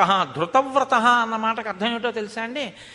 మనసులో శాస్త్రాన్ని బాగా పరిశీలనం చేసి ఒక నిశ్చయాత్మకమైన బుద్ధితో ఉన్నవాడు తప్ప, అలా అందం అంతగా వాళ్ళు ఒకవేళ పట్టుదల పడితే చూద్దాం అంటుంటారు కొంతమంది. అంతగా పట్టుదల పడితే ఏం చేస్తామండి? కాదు, నీ మాట మీద నువ్వు, శాస్త్రవాక్కు మీద నువ్వు నిలబడి 10 మందిని నడిపించగలగాలి. అంతేగాని ఏం చేస్తానండి, నలుగురు అలా అంటే ఇంకా ఏం అనలేకపోయానండి అని కొన్ని అక్కర్లేని నీతి సూత్ర పలువురాడు మాట పాటి అయి ధరజిల్లు ఒక్కడాడు మాట ఎక్కదిందు, ఇలాంటివన్నీ తీసుకొచ్చి ధర్మానికి తీసుకొచ్చి పెట్టేసి సర్వనాశనం చేసేయకూడదు. కాబట్టి అదేమో ఎన్నికలకి వాటికి పనికొస్తుందేమో. పదువురాడు మాట పాటి ధరజిల్లు ఒక్కడాడు మాట ఎక్కదెందు అన్నది. అంతేకాని ధర్మానికి అలాంటివేం పనికిరావు. ధర్మానికి ఏవాడో తెలుసున్నవాడో వాడు ఒక్కడు చెప్పిందే ధర్మం, తెలుసున్నవాడు చెప్పింది. 10 మంది చెప్పింది ఏం ధర్మం అవదు. అలా చెప్పమని ఎక్కడా శాస్త్రంలో లేదు కూడా. కాబట్టి జ్యేష్ఠస్య రాజతా నిత్యం ఉచితాహి కులస్యనః నైనం భవంతో మాం వక్తుం అర్హంతి కుశలా జనాః. మీరు బాగా తెలుసున్నవాళ్ళు, అనుభవజ్ఞులు, పెద్దలు, మీరు ఈ మాట చెప్పచ్చా? ఇక్ష్వాకు వంశంలో ఎప్పుడైనా పెద్దవాడికి కాకుండా ఇంకోడు పట్టాభిషేకం చేసుకోవడం ఉందా? లేదుగా. మరి నేను ఇవాళ ఎలా చేసుకుంటానా? ఈ మాట మీరు చెప్పచ్చా పెద్దలు? మీకు శాస్త్ర పరిజ్ఞానం ఉందిగా, మా వంశాచారం మీకు తెలుసుగా, నన్ను చేసుకోమని మీరు ఎలా అడుగుతున్నారు? మీ అమ్మ వరాలు అడిగింది కదా అంటారేమో. అసలు అలా ఆచారం లేని ఆచారాన్ని అడగడానికి మా అమ్మ ఎవరు? అడిగితే మాత్రం మీ నాన్నగారు ఇచ్చారు కదా అంటారేమో. నేను మా నాన్నగారిని తృణీకరించకూడదు, మా నాన్నగారు ఇవ్వకూడదు. మరి ఇచ్చేశారుగా మా నాన్నగారు, తప్పు దిద్దుదాం, రాముణ్ణి తీసుకొచ్చి ఇచ్చేద్దాం. నాకని కదా అడిగింది మా అమ్మ, నాకొద్దు. కాబట్టి ఏం చేస్తాను, అందరం వెళ్ళి తప్పుకి క్షమార్పణ చెప్తాను రాముడికి. రామా నీది, అది నాది ఎప్పుడూ కాదు, కాబట్టి నువ్వు వచ్చేసేయి, నీది నువ్వు పుచ్చేసుకో. నాది అనుకుని కదా రాముడు వెళ్ళిపోయాడు. నాకు ఇచ్చేస్తాను అని మా నాన్నగారు అంటే కదా వెళ్ళిపోయాడు. నాది ఎలా అవుతుంది అన్నయ్య? ఇది ఎప్పుడూ నాది కాదు, ఎప్పుడూ నాది కాంది, ఎప్పుడూ నీదే. ఎలాగట? నైనం భవంతో మాం వక్తుం అర్హంతి కుశలా జనాః. ఆ అప్పజెప్పడంలో కూడా రాముడికి అప్పజెప్పడానికి భరతుడు ఒకడే నిర్ణయం చేసుకున్నాడు తప్ప మిగిలిన వాళ్ళందరూ అదేమిటి వాళ్ళ నాన్నగారు భరతుడికి ఇచ్చినప్పుడు భరతుడు ఉండాలి, ఈ భరతుడు ఏమిటి అరణ్యానికి వెళ్తున్నాడు, ఆయన వెళ్తే వెళ్ళాళ్లే కానీ అని మా అన్నయ్య అనుకోకూడదు. నేను చెప్పింది సత్యము అని మీరు అంగీకరిస్తే, నేను చేస్తున్నది ధర్మము అని మీకు అనిపిస్తే, ఒకరు ఇద్దరు కాదు, మొత్తం అందరం వెళ్ళిపోదాం అడవికి. అందరం వెళ్ళిపోయి బ్రతిమాలదాం, అందరం వెళ్ళిపోయి చెప్దాం ధర్మం, అందరం వెళ్ళి అడుగుదాం. వస్తాడు రాముడు, అప్పుడు రాముడికి పట్టాభిషేకం చేద్దాం. వస్తాడా రాముడు రాడా తర్వాతి మాట. ఇప్పుడేగా నేనన్నా 10 మంది చెప్తే ధర్మం అవుతుందా, తెలుసున్న ఒకటి చెప్తే ధర్మం అవుతుందా అన్నానా లేదా? తెలుసున్న ఒక్కడు రాముడే. కాబట్టి రాముడు వచ్చేస్తే ధర్మం ఎలా అవుతుందండి? ఇప్పుడు రాకుండా ఉంటేనే ధర్మం అవుతుంది. కాబట్టి రాకుండా తాను ఉండగలగాలి. ఇంతమంది వచ్చారండి, తప్పలేదు వచ్చేసానంటే రామాయణం రాయరు, నేను చెప్పనక్కర్లేదు, మీరు వినక్కర్లేదు. రాలేదు కాబట్టే రామాయణం చెప్పుకుంటున్నాం, మీరు వింటున్నారు. అంటే నిలబడగలగాలి. అంతేగాని ఒత్తిడి చేశారండి నేను లొంగిపోయానండి అన్న మాట ధర్మంలో ఉండదు. అలా లొంగిపోయావంటే నీ బలహీనత నువ్వు పాడైపోయావని గుర్తు. అంతేగాని నేను లొంగిపోయానండి అంటే నీకేం క్షమార్పణ ఉండదు అందులో. కాబట్టి రామ పూర్వోహినో భ్రాత భవిష్యతి మహీపతి, నాకన్నా ముందు పుట్టాడు కాబట్టి భవిష్యత్తులో ఆయనే రాజు అవుతాడు. అహం త్వరణ్యే వత్స్యామి వర్షాణి నవపంచచ. మరి అరణ్యవాసం ఎవరు చేస్తారు? ఈవిడ అడగకూడని కోరిక అడిగింది కాబట్టి ఈవిడికి బుద్ధి రావాలంటే నేను వెళ్ళిపోతాను 14 ఏళ్ళు అడవికి. కొడుకన్న తర్వాత నేను చేస్తాను అరణ్యవాసం, అన్నయ్య రాజ్యానికి వస్తాడు, ధర్మం. ఇప్పుడు ఈవిడ కాదు, మా వంశంలో ఎవరు ఇలాంటి మాట అడగరు, అడిగితే ఇలా జరిగిందని అని నేను వెళ్ళిపోతాను 14 ఏళ్ళు. యుజ్యతాం మహతీ సేనా చతురంగ మహాబల అనయిష్యామ్యహం జ్యేష్టం భ్రతరం రాఘవం మనాత్. వనము నుండి రాఘవుణ్ణి తీసుకురావడానికి చతురంగ బలాలతో కలిసి మొత్తం ప్రజలందరూ వెళ్ళాలి. కాబట్టి బయలుదేరండి. ఎలా వెళ్ళాలి? వెళ్ళాలంటే ఇంతమంది వెళ్ళాలంటే రథాలు వెళ్ళాలి, గుర్రాలు వెళ్ళాలి, ఏనుగులు వెళ్ళాలి, ఒంటెలు వెళ్ళాలి, పల్లకీలు వెళ్ళాలి, జనం నడవాలి. ఇలా నడవడానికి వీలుగా చెట్లు కొట్టేవాళ్ళు, గోతులు తవ్వేవాళ్ళు, రాళ్ళు ఏరేవాళ్ళు, ఎక్కడ కావాలంటే అక్కడ ఉండడానికి విశ్రాంతి భవనాలు ఏర్పాటు చేసేవాళ్ళు, గుర్రాలు ఏనుగులు నీళ్లు తాగడానికి పెద్ద పెద్ద సరోవరాలు ఏర్పాటు చేసేవాళ్ళు. దారికి అడ్డంగా ఎక్కడైనా చెరువులు అవి నీరు నిలబడిపోయి ఉంటే వాటి కట్టలు తెంచేసి అక్కడ సమతలం చేసి వెళ్ళడానికి అనువుగా చెయ్యగలిగినటువంటి వాళ్ళు, మిట్టల్ని నేలల్ని సమానం చెయ్యగలిగినటువంటి వాళ్ళు, శిల్పులు, వడ్రంగులు, యంత్రాల్ని నడపగలిగినటువంటి వాళ్ళు, పెద్ద పెద్ద చెట్లు నరకగలిగినటువంటి వాళ్ళు, ఇలాంటి వాళ్ళందరినీ తీసుకెళ్లి రాముడు ఎక్కడున్నాడో అక్కడ వరకు మన సైన్యం అంతటితో మన నగరంలో ఉన్న జనులందరూ వెళ్ళిపోవడానికి వీలుగా అడివంతా చెక్కేసేయండి, వెళ్ళిపోదాం. కాబట్టి ఇప్పుడు వాళ్ళందరూ బయలుదేరి వెళ్ళిపోయారు. వెళ్ళిపోయిన తరువాత అధభూమి ప్రదేశాజ్ఞా సూత్రకర్మ విశారదా స్వకర్మాభిరతా శూరా కనకాయంత్రకాస్తథా కర్మాంతికా స్థపతయ పురుషా యంత్రకోవిదా తదా వర్ధకయశ్చైవ మార్గిణో వృక్షతక్షకా కూపకారా సుధాకారా వంశకర్మకృతస్తథా సమర్థయే చ ద్రష్టార పురతస్థే ప్రతస్థిరే. వీళ్ళందరూ వెళ్ళి అరణ్యంలో ఈ సైన్యము ప్రజలు అందరూ నడిచి వెళ్ళడానికి వీలైనటువంటి రీతిలో అక్కడ ఉండేటటువంటి ఆ ఎత్తుపల్లాల్ని సమం చేస్తూ ఆ ప్రదేశాన్నంతటినీ సిద్ధం చేయడానికని బయలుదేరారు. ఇంకా తర్వాత భరతుడు సైన్యము బయలుదేరాలి. ఈలోగా వశిష్ఠ మహర్షి సభని ఏర్పాటు చేసి, నేను తొందరగా ఒక్కసారి భరతుణ్ణి రమ్మంటున్నానని చెప్పండి అని చెప్పాడు. భరతుడు పడుకుని ఉన్నాడు, నిద్రపోతున్నాడు. వందిమాగదులు వెళ్ళి ఆ స్తోత్రం చేసి శంఖాలు పూరించారు, మృదంగధ్వని చేశారు, వీణానాదం చేశారు, పెద్ద స్తోత్రం చేస్తున్నారు. అంటే రాజుని ఏ మర్యాదతో లేపుతారో అలా లేపారు భరతుణ్ణి. అంటే నిద్రలో కూడా నాకిష్టం లేనిదైతే నేను భరించలేను. మీరు బాగా గుర్తుపెట్టుకోండి, నాకు ఇష్టమైంది అనుకోండి అది నాకు ఆమోదయోగ్యం అవుతుంది. నాకు ఇష్టం లేదనుకోండి అది నిద్రలో వినపడినా నాకు ఇష్టం ఉండదు. ఒక ఉదాహరణ చెప్పాలి అంటే, వేదం నాకు ఇష్టం అనుకోండి, నేను నిద్రపోతుంటే ఏదో అలిసిపోయి ఉండగా వేదం వినపడింది అనుకోండి, వేద పఠనం వినపడింది, బా ఎక్కడో ఎంత అద్భుతంగా ఎంత స్వరంతో ఎంత బాగా చదువుతున్నారో అని ఓసారి అలా వినపడేటట్టుగా చెవి పెట్టి వింటాను. నాకే వేద పఠనం అంటే ఇష్టం లేదనుకోండి, గోలంతాను పొద్దున్నే ఆ వేదాలు అవి ఇవి అన్నీ పెడతారేంటి, శుభ్రంగా మంచి పాటలు పెట్టండి, మంచి ఛానల్ చూసి అంటాను కదా. మనస్సుని బట్టి ఉంటుంది ప్రీతి అప్రీతి, విషయంలో ఉండదు. నీ మనసు ఎలా ఉంది అన్నదాన్ని బట్టి తెలుస్తుంది. శంఖాలు అవి ఊతే ఎవరూ లేరు కదండి ప్రస్తుతానికి, మరి నేనే కదా రాజు అనుకుంటున్నారు, అందుకని అలా లేపుతారు. అది సహజం అని చెప్పి లేచాడు అనుకోండి, రాసరికం మీద ఎక్కడో ఇష్టం ఉందని గుర్తు, ఆ పదవిలో కూర్చోవడానికి ఇష్టం ఉందని గుర్తు. వశిష్ఠుడు ఏం తక్కువవాడు కాడు, బాగా పరీక్షించి చూస్తున్నాడు. ఇప్పుడు ఆయన అన్నాడు, తత ప్రబుద్ధో భరతం తం ఘోషం సన్నివర్త్యచ నాహం రాజేతి చాప్యుక్త్వా శత్రుఘ్నమిదమబ్రవీత్. నేను రాజుని కాను. ఎవడరా శంఖనాదం చేస్తున్నవాడు, వందిమాగతులు స్తోత్రం చేస్తున్నవాళ్ళు రాజునైతే అలా లేపాలి. నేను రాజునా? నన్నెందుకు లేపుతున్నారు అలాగా? నేను సామాన్యుణ్ణి, రామభృత్యుణ్ణి, కింకరుణ్ణి, నన్ను అలా లేపక్కర్లేదు, నేను మామూలుగా లేస్తాను, అవన్నీ ఆపేసేయండి ముందు అన్నాడు.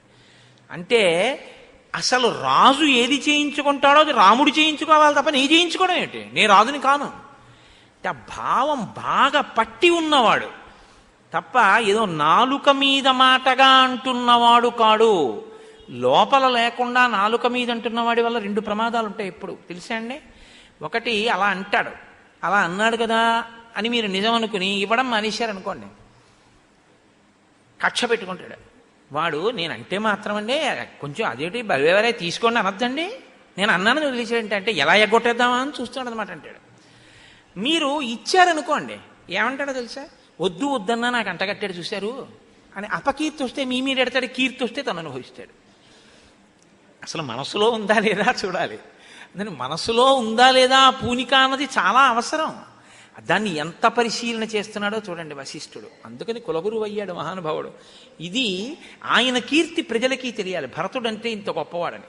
ఇప్పుడు శత్రుఘ్నుడితో అంటున్నాడు భరతుడు, పశ్య శత్రుఘ్న కైకయ్యా లోకస్యాపకృతం మహత్ విసృజ్యమయి దుఃఖాని రాజా దశరథోగతః. చూశావా తమ్ముడా శత్రుఘ్నుడా, ఎంత పని చేసిందో మా అమ్మ. నాకేం అదే పనిగా అమ్మని తిట్టడం ఇష్టం కాదు, మా అమ్మ చేసిన పనికి రాముడు అరణ్యవాసానికి వెళ్ళిపోయాడు, నాన్నగారు దశరథుడు పరలోకగతుడు అయిపోయాడు, నాకు నింద అంటుకుంది రాచపదవి కోరుకునేవాణ్ణి అని. ఇదిగో వీళ్ళేమో నన్ను అర్థం చేసుకోకుండా ఇలా ప్రవర్తిస్తున్నారు. చూసావా ఎన్ని కష్టాలు వచ్చాయో. అమ్మ అడిగిన వరానికి ఎవరిచ్చారో ఎవరు పుచ్చుకున్నారో వాళ్ళిద్దరూ హాయిగానే ఉన్నారు, నేనే పాడైపోతున్నాడు. వద్దన్నది నాకు అంటకట్టింది, భరించలేకపోతున్నాను. నాకెంత కష్టంగా ఉందో చూసావా శత్రుఘ్న, ఆవేదన పడుతున్నాడు. ఇది భరతుని యొక్క గొప్పతనం రామాయణంలో. నిజంగా పూనిక ఉన్నవాడు ఎలా ఉంటాడు అన్నది మీరు చూడాలి. మాకు కృష్ణావధానులు గారని హరిప్రసాద్ గారికి బాగా తెలుసు, ఒక మహానుభావుడు ఉన్నారు కాకినాడలో, కాకినాడ పక్కన. ఆయనకి శిష్యులందరూ కలిసి ఏదో పెద్ద సత్కారం చేద్దాం అనుకున్నారు ఒక ప్రత్యేకమైన సందర్భంలో. ఆయన వాళ్ళు ఇది చేస్తున్నాం అది చేస్తున్నాం అని చెప్పినంతసేపు విన్నారు. ఖచ్చితంగా ఆయన పుట్టినరోజు రావడానికి ముందు ఒక వారం రోజుల ముందు చెప్పా చేయకుండా అమాంతం భార్యను తీసుకుని కాశీ వెళ్ళిపోయారు. ఏరి గురువు గారు అన్నారు, కాశీ వెళ్ళిపోయారు అన్నారు. అంతే. ఇక్కడ ఉంటే ఆచరణలో నిజంగా ఉంటుంది, ఇక్కడ లేనిది కృతకంగా ఉంటుంది. ఇది కీర్తికారకం, ఇది ప్రకాశింపచేస్తున్నాడు వశిష్ఠుడు. ఆయన అన్నాడు, సరాజభృత్యం శత్రుఘ్నం భరతంచ యశస్వినం యుధాజితం సుమంత్రంచ ఏ చ తత్ర హితాజనాః. నేను ఇక్కడ సభలో కూర్చున్నాను, అందరూ కూర్చుని ఉన్నారు. ఓ భృత్యులారా, మీరు వెళ్ళి భరతుణ్ణి తీసుకురండి. తీసుకొచ్చేటప్పుడు ఎలా తీసుకొస్తారో తెలుసా? దశరథ మహారాజు గారు మరణించారని విన్నటువంటి యుధాజిత్ వచ్చాడు, ఆయన మేనమామ గారు, భరతుడి మేనమామ గారు. భరతుడి మేనమామ అయిన యుధాజిత్తుతో కలిపి సభలోకి తీసుకురండి. ఎందుకన్నాడో తెలుసా అండి ఈ మాట? పిల్లాడు తొందరపడుతున్నాడు, రాముడి దగ్గరికి వెళ్ళి తీసుకొస్తానని. యుధాజిత్తుకి ఇష్టం లేదనుకోండి, దశరథుడు మరణించక ముందే వరం ఇచ్చాడు భరతుడికి రాజ్యం ఇస్తానని. ఇప్పుడు ఈ వెర్రేడు రాముడి దగ్గరికి వెళ్తున్నాడని తీరా అన్ని ఏర్పాట్లు చేసి వశిష్ఠుడు వంటి బ్రహ్మర్షులు కూడా బయలుదేరిన తర్వాత యుధాజిత్తు పిలిచి నువ్వు అలా చేయడానికి వీల్లేదు, రాముడు వస్తే చతురంగ బలాలతో నేను నీ అండ నిలబడతానని చెప్పి కైకకి మళ్ళీ దుర్బోధ చేసి రెండు పక్షాలు చేశారనుకోండి, ఇప్పుడు వశిష్ఠాదుల ముఖం ఏమవుతుంది? బయలుదేరినందుకు. పెద్దలైన వారు ఒకసారి బయలుదేరుతున్నారు అంటే ఆ పరిశీలనం చేస్తారు. పైగా భరతంచ యశస్వినం, భరతుడు కీర్తివంతుడు, కీర్తికి కారణం ధర్మాన్ని పట్టుకోవడం. ఆయన ఎంత ధర్మాన్ని పట్టుకుంటాడో చూపించాలి. యుధాజిత్తుకి అర్థం కావాలి, నా మేనల్లుడు అలా కోరుకునేవాడు కాడు. నిజానికి యుధాజిత్తు కూడా పాపం ఒక్క మాట అనలేదు మా మేనల్లుడికి రాజ్యం ఇమ్మని, ఆయన కూడా రాముడికి ఇవ్వడాన్ని అంగీకరించాడు. కాబట్టి వాళ్ళ యొక్క గొప్పతనాన్ని ప్రకాశింపజేయాలి వశిష్ఠుడు ఇప్పుడు. కాబట్టి వాళ్ళని పిలిచారు. పిలిచిన తర్వాత వచ్చాడు. వచ్చిన తర్వాత కూర్చోపెట్టారు. కూర్చోపెట్టి దశరథుడు వశిష్ఠుడు అన్నాడు, పిత్రా భ్రాత్రాచతే దత్తం రాజ్యం నిహతకంటకం తన్ముంచ్య ముదితామాత్య క్షిప్రమేవాభిషేచయ. నాయన తండ్రి రాజ్యం ఇచ్చాడు, అన్న వెళ్ళిపోయాడు, కాబట్టి ఇప్పుడు అకంటకం రాజ్యం, నువ్వేం ప్రయత్నాలు చేయక్కర్లేదు, తను వచ్చేసింది నీకు. ఇంకా చెయ్యవలసింది ఒక్కటే, ఒకసారి నిన్ను కూర్చోబెట్టి అభిషేకం చేసేస్తే పట్టాభిషేకం అయిపోతుంది. నువ్వు రాజ్యం కోసం ఏమీ చూసుకోక్కర్లేదు, ముందు పుట్టాలి, పుట్టకపోయినా వచ్చేసింది, ఎందుకంటే ముందు పుట్టినవాడు వెళ్ళిపోయాడు. తండ్రి ఉంటే రాదు, యవరాజ్యమే వచ్చి ఉండేది, ఇప్పుడు నీకు పట్టాభిషేకమే జరిగిపోతుంది, తండ్రి వెళ్ళిపోయాడు, తప్పదు నీకు చేసేయాలి, కాబట్టి నువ్వు కూర్చో, అభిషేకం చేయిస్తా అన్నాడు. అంటే భరతుడు అన్నాడు, కన్నుల నీరు కారుస్తూ ఏడుస్తూ నిలబడి నమస్కారం చేస్తూ, కథం దశరథాజ్ఞాతో భవేద్రాజాపహారక రాజ్యం చాహంచ రామస్య ధర్మం వక్తుమిహార్హసి జ్యేష్ఠ శ్రేష్ఠచ్చ ధర్మాత్మ దిలీప నహుషోపమ లబ్ధుమర్హతి కాకుత్సో రాజ్యం దశరథో యథా అనార్యజుష్టమస్వర్గం కుర్యాం పాపమహం యది ఇక్ష్వాకూణామహం లోకే భవేయం కులపాంసనః యద్ది సూత్రాకృతం పాపం యద్ది మాత్రాకృతం పాపం నాహం తదపి రోచయే ఇహస్థోవన దుర్గస్థం నమస్యామి కృతాంజలి. నేను నమస్కారం చేసి మీతో చెప్తున్నాను వశిష్ఠ మహర్షి, ఈ రాజ్యాన్ని అపహరించగలిగినంత శక్తి ఉన్నవాడెవడు అన్నాడు. ఈ మాట మీరు కొంచెం జాగ్రత్తగా చూడాలి. భవేద్రాజ్యాపహారక, అపహరించగలిగిన వాడెవరు? అపహరించడం అన్న మాట ఎప్పుడు వస్తుందండి? దొంగతనమో అన్న మాట ఎప్పుడు వస్తుంది? ఇప్పుడు నేను వెళ్ళిపోతూ ఈ పుస్తకాన్ని రోజు తీసి కవర్లో పెట్టుకుని వెళ్ళిపోతున్నాను. అన్న కోటేశ్వరారు రామాయణం ఎత్తుకుపోతున్నాడండి అంటున్నారా మీరు? ఇది నాకు ఇచ్చారు కాబట్టి నేను పట్టుకెడుతున్నాను, నాది. నేను వెళ్ళిపోతూ ఈ మైక్ అట్టుకుపోయాను అనుకోండి సంకలో పెట్టుకుని, అన్న వీడు మైక్ ఎత్తుకుపోతున్నాడండి అంటారు.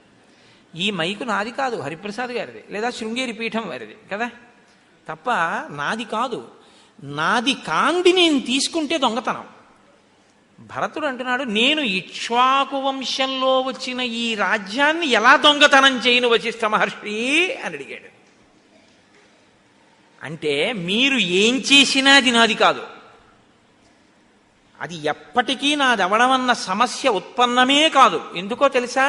ముందు పుట్టిన వాడికి వెళ్ళిపోయింది. అది వెళ్ళిపోయిన దాన్ని నాకిస్తే దొంగతనం అవుతుంది తప్ప అదేమి నాదయ్యే అవకాశం ఏం లేదు ఇంకా. కాబట్టి దొంగతనం ఎలా చేయమంటారు అని అడిగాడు కులగురువుని.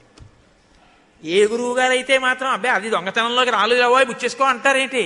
ఇది భరతుడంటే. రాజ్యం చాహంచ రామస్య ధర్మం వక్తుమిహార్హసి. మీరు ధర్మమునకు భంగము వాటిల్లకుండా మాట్లాడి చెప్పండి. ఇది రామాయణం. ఎప్పుడూ ధర్మమే, ధర్మాన్ని పట్టుకుంటాయి పాత్రలన్నీ. రాజ్యం చాహంచ రామస్య, రాముడిదండి రాజ్యం. రాముడిది రాజ్యం కాదు వశిష్ఠ మహర్షి, రాముడిది రాజ్యం అనుకుంటున్నారేమో. రాజ్యం చ అహం చ, నేను కూడా రాముడి వాడినే. రాజ్యం రాముడిది, నేను వేరు కాదు. రాముడు రాజ్యము నేను ఇద్దరం రాముడికి చెందిన వారం. ఒకదానికి చైతన్యం లేదు, నాకు చైతన్యం ఉంది, అంతే తేడా తప్ప నాది అని నేనెలా అనగలను? మీకు ఒక ఉదాహరణ చెప్పాలంటే, ఇప్పుడు నేను ఈ జేబులో 10 రూపాయలు పెట్టుకున్నానండి. పెట్టుకుని ఈ లాల్చీ వేసుకుని ఏదో గుళ్ళోకి వచ్చాను, ఇంటికి వెళ్ళిపోతాను. వెళ్ళిపోయిన తర్వాత నాలోకి వచ్చింది కాబట్టి ఈ 10 రూపాయలు నావి అందనుకోండి, లాల్చీ ఇంతకన్నా అన్యాయం ఉంటుందా? నేనేమనుకున్నానంటే ఈ లాల్చీ కూడా నాది అనుకుని లాల్చీ జేబులో పెట్టాను. ఇప్పుడు లాల్చీ నాదంటే లాల్చీ ఏ భావనతో ఉంటుంది? నా జేబులో ఉన్న 10 రూపాయలు నేను కూడా కోటేశ్వరరావే అంటుంది కదా. అందుకని దాని జేబులో పెట్టాను, అంతేగాని అది పట్టుకెళ్ళిపోతుందనే. నాదంటుందంటే జేబుల్లో ఎవరు పెట్టుకోరు ఇంకా కదా. అలా నేను రాజ్యము రెండు రాముడివి. ఇంకా లాల్చీ 10 రూపాయలు నావంటే ఎలా ఉంటుందో నాది రాజ్యం అంటే అలా ఉంటుంది వశిష్ఠ. ఎలా మీరు ఎలా అంటారు, నేను ఎలా పుచ్చుకుంటాను? అసలు నాకంటూ వేరే పుచ్చుకోవడానికి అవకాశం లేదు, నేను రాముడి వాణ్ణి. కాబట్టి నాకు రాజ్యం ఇవ్వడం ఏమిటి? ఇంకా అది కుదిరే మాట కాదన్నాడు. అంతే. ఎంత పెద్ద మాట అండి నిజంగా. ఇది భక్తి అన్న మాటకి పరాకాష్ట. ఎన్ని ఉండనివ్వండి, మిమ్మల్ని ఏం పాడు చెయ్యవు. ఐశ్వర్యం ఎప్పుడూ పాడు చేయదు, మీరు గుర్తుపెట్టుకోండి. ఐశ్వర్యము మిమ్మల్ని పాడు చెయ్యదు. ఎప్పుడు పాడు చేయదో తెలుసా? నేను ఇది కూడా ఆయనకి చెందిన వారము అని మీరన్నంతకాలం మిమ్మల్ని ఏమీ పాడు చేయదు. మీరు విద్వాంసుడైనా, పండితుడైనా, అధికారి అయినా, విద్యావంతుడైనా, అందగాడైనా, ఇది అది రెండు ఈశ్వరుడివి అని మీరు అన్నంతకాలం మీరు ప్రసాద బుద్ధితో బతికినట్టు. ఎప్పుడైనా నాది అంటేనే ప్రమాదం వచ్చేస్తుంది. రామకృష్ణ పరమహంస ఓ కథ చెప్తుండేవారు. వెనకటికి ఓ పెద్ద ఆయన ఊళ్ళో ఓ పెద్ద భవంతి కట్టి పెద్ద తోట వేసి అందులో పువ్వులు పళ్ళు పెంచి ఓ తోటమాలిని పెట్టి, ఒరే నేను 6 నెలలు విదేశాలకు వెళ్ళిపోతున్నాను, ఈ ఇంటి వెనక భాగంలో ఉన్న 2 గదుల్లో నువ్వు ఉండి ఈ పువ్వులు పళ్ళు అన్నీ జాగ్రత్తగా చూస్తుండు, ఇల్లు చూస్తుండు అన్నాడు. ఈయన అందులో ఉండేవాడు. ఆ పువ్వులు పళ్ళు అవి ఎవరైనా వస్తే ఇగో తీసుకెళ్ళండి పూజకని కాసిన పూలు ఇచ్చేవాడు, కోసుబొండమ్మ 4 మామిడికాయలు ఇచ్చేవాడు, ఓ 10 సపోటా పళ్ళు ఇస్తుండేవాడు. ఎవరు యజమాని ఉండేవారు కాదు, ఈయనే ఉండేవాడు. 2 నెలలు అయిపోయింది, 3 నెలలు అయిపోయింది, 4 నెలలు అయిపోయింది, 5 నెలలు అయిపోయింది. ఓ రోజున ఆ చుట్టుపక్కల వాళ్ళు అన్నారు, ఇల్లు ఎవరిదండి అన్నారు. నాది కాదు ఎవరిదో అని చెప్పడం ఎందుకు, నేను ఇస్తున్నాను కదా, వచ్చాడా ఏమన్నా విదేశాల నుంచి అని. నాదేనండి అన్నాడు. ఎవరికి తెలుసు? ఆయనదే అనుకున్నారు. కానీ అకస్మాత్తుగా ఓ రోజున ఆయన వచ్చాడు. ఆయన వచ్చి తలుపు తీస్తుంటే పక్కింటి వాళ్ళు వచ్చి అన్నారు, ఎవరి కోసం వెళ్తున్నారు అన్నారు. నా ఇంట్లోకి వెళ్తున్నాను అన్నాడు ఆయన. మీ ఇల్లు ఏమిటి? ఇంటి ఆయన లోపల ఉన్నాడు, అలా అనకూడదు తప్పు అన్నారు. ఆయన వెంటనే లోపలికి వెళ్ళి ఏం చేశాడంటే వాడి పెట్టి బెడ్డింగ్గా అవతల పారేశాడు. నువ్వు అలా చెప్పకపోతే వాళ్ళు ఎందుకన్నారు, నీదే ఇల్లు పోతలకన్నాడు. ఇప్పుడు తెలిసిపోయింది యథార్థ పరిస్థితి. ఎప్పుడు బయటికి పోయాడు? నాదంటే పోయాడు. నాది కాదంటే ఆయనదంటే పూలిస్తే ఈశ్వరుడు వద్దన్నాడా, పూలిస్తే ఆయన వద్దన్నాడా, పళ్ళిస్తే ఆయన వద్దన్నాడా? ఒరే పెన్సరా ఇవ్వరా అన్నాడు. నాదన్న మాట అనకుండా ఇచ్చినన్నాళ్ళు ఆ ఇంట్లోనే ఉన్నాడు హాయిగా. నాదన్నప్పుడు బయటికి పోయాడు. నువ్వు ఎప్పుడు బయటికి పోతావు? ఈశ్వరుడు ఇచ్చిన దాంట్లోంచి నాదంటే పోతావు. నాదనకుండా ఆయిందండి అంటూ ఉండు. కోట్లకి కోట్లు ఉండని, నీకేమీ బాధ లేదు, నువ్వు అభ్యున్నతిలో కడతావు. ఇంకాను విపరీతమైన పాండిత్యం ఉంది. నాదేంటండి ఇదంతా ఈశ్వరుడు ఇచ్చిన వాక్కను. ఏమీ పాడవు. గొప్ప అందగాడివి. నా అందం ఏమిటండి, ఈశ్వరుడిచ్చిన అందం అండి. అను ఏమీ పాడవు. గొప్ప అధికారివి. నాదేముందండి, ఈశ్వరుడిచ్చిన అధికారం, నాదా గొప్పతనం అనండి.